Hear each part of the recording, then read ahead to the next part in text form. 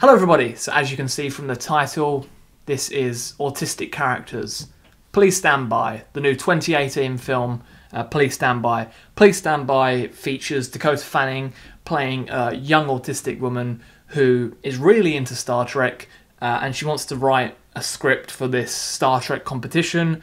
She misses the post date, so she's going to go on a road trip to get to Paramount Pictures to hand in her Star Trek script. So first off, let me just say there's going to be spoilers in this today. This isn't really a review, this is more of a conversation of talking about the things that it does to connect with autism. Don't worry, this isn't going to be me getting as angry as my atypical video, because in my atypical video, it was great having people explain to me about autism.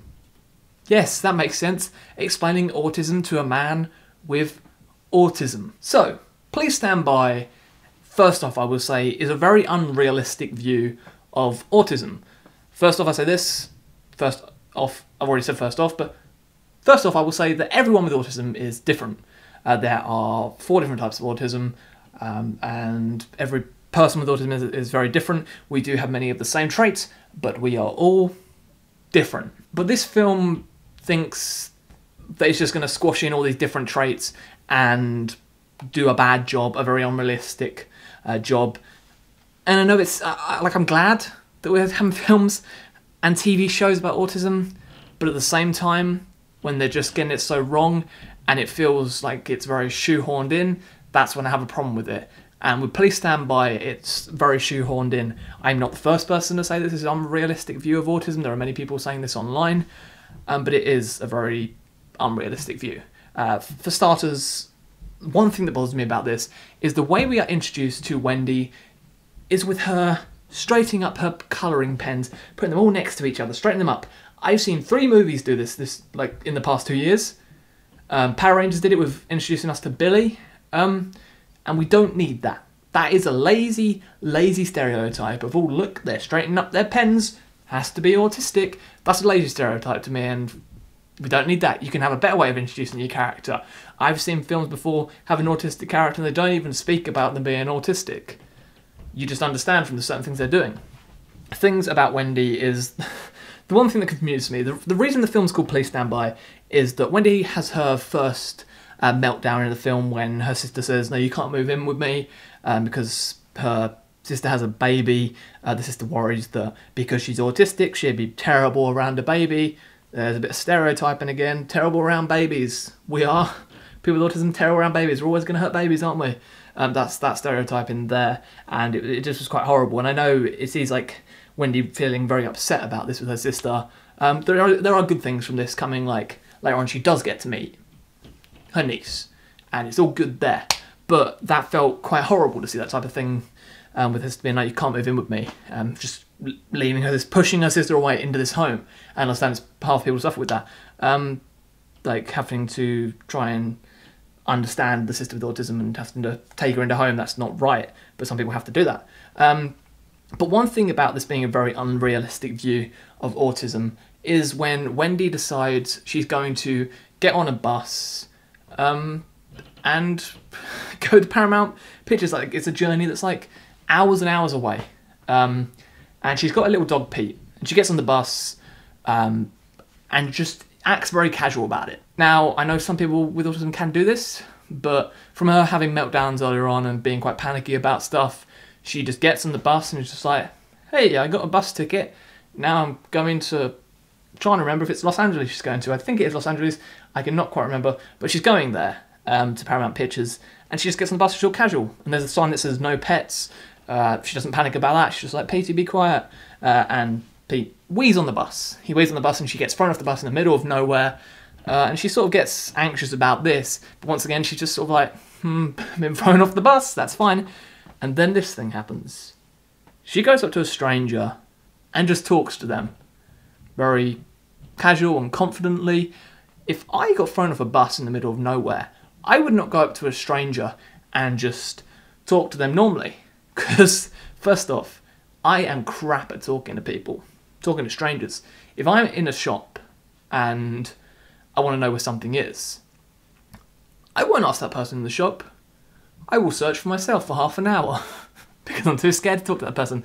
So it's just odd that we just see her being alright with talking to this stranger. She's just fine with it. She isn't panicked about it or anything. She talks to this stranger and is all cool with it and all good and acts very confident. And then the stranger turns out to be a horrible person, or the stranger's boyfriend. They steal her iPod, steal her notepad, and she sort of screams, "Give back my notepad!" She gets her notepad back. And her notepad that she does is to write in notes in there, and she takes the world sort of too literally, like many people with autism do. But she goes in like a service station bathroom at one point and looks around and is like, "No shower in here." Like, it's like she hasn't ever sort of been into the outside world. She's always just been in her home. She does have a job in this. She works as Cinnabon, and she's not very good at speaking to people in that, but she's got this great knowledge of Star Trek. People ask her about Star Trek, she knows the answer to every single thing. And I love Star Trek. So I was excited when this film was announced that it was going to be about this person writing a Star Trek script. There are many Star Trek things thrown in here, but the autism thing didn't need to be put in here. I just feel that it could have just been a woman who's writing a Star Trek script, and she really just wants to get it to these people. And the whole, she's way too casual about things. And there's one point where she gets to another bus station, she asks to buy a ticket, and they're like, "Sorry, the bus isn't till tomorrow morning." Many people are assholes to her in this. Like, there's one guy where she's like, "Hey, I'm really sorry, haven't got all my money," and she puts down all those coins, and the guy's like, move aside. Just acting really horrible to her, and it's very odd. And I know some people like this to someone, but if you work in a bus station, you do not act like that to someone. And she is just fine at one point of just sleeping outside the bus station. No panic about that. Just like, "Hey, I'm going to sleep outside the bus station. That's all fine with me." So maybe I'm picking at that too much, but it's a very unrealistic view of autism. She's way too casual about it. I hate that stereotype of her straightening the pens at the beginning of the film. She does have her meltdowns, and I did not speak about that bit. When she has a meltdown, the reason it's called Please Stand By is she starts to hit herself in the head loads, and Scotty, who is a caregiver at the home, holds her down on the floor and holds her arm behind her back and says, "Please stand by." That's the only reason it's called Please Stand By. When she has her meltdowns, she says "Please stand by" to herself. But it was just odd that the first time you hear "Please stand by" is when she is being held down on the floor with her arms behind her back, which does not look comfortable. Please Stand By isn't a terrible film. It does only get 2 out of 5 for me. It's not a terrible film, but it's one that, like I've said, gives an unrealistic view of autism. And there's many other films out there that do a better take on autism. This just felt like, hey, we're gonna make this character autism because it's quirky. It's quirky, and it wasn't needed. It really wasn't needed at all, because there's a point where you completely forget. That probably sounds like, I guess that's a good thing. You completely forget the character's autistic at one point because they're not doing certain things, but at the same time you're like, they are way, way too casual, and at some points quite confident about certain things that they do. For me, I wouldn't be that confident about going on a trip like this. A few years back, when I went to New York on my own, as soon as I got off the plane, I panicked, and I was so scared, and it was not a fun start to my first time in another country. I don't think many other people would be as casual as Wendy is. So, as I said, not moaning as much as I did with the Atypical video, but my main thing about this is it's an unrealistic view on autism, and that is the most I will say about it. If you have seen Please Stand By, say in the comments down below. I'd say if you like Star Trek or whatever, it does have some cool type of Star Trek things in there. But it just, at the end of the day, the film ends on a bad climax. It's just like, hey, we've been on this whole trip, and that's it. And I do like that it doesn't do an unpredictable ending, but spoiler alert, I've already said there's going to be spoilers in this, she does not get her Star Trek script picked. Because, you know, it's stupid when films do this whole ending of, hey, yeah, your script got picked, well done. Well done, the ending that you expect. The ending is just her getting a letter saying, sorry, your script was great, but we didn't pick it. And that's the end.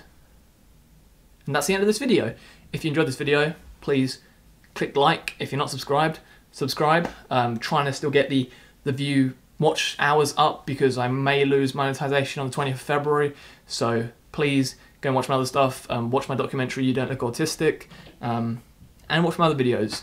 And leave a comment in the comments. Leave a comment in the comments. Leave a comment down below talking about this. Let's have a conversation. Be civil, because I love when people are patronising to me in the comments. Newsflash, no, some autistic people act like this. Newsflash, parents with autistic people act like this. I'm not saying, like, I'll end with this. This is my opinion. Opinions are opinions. You have yours, I have mine. Let's have a civil discussion about it. That's all for today. Thank you very much. I'll see you again very, very soon. Goodbye.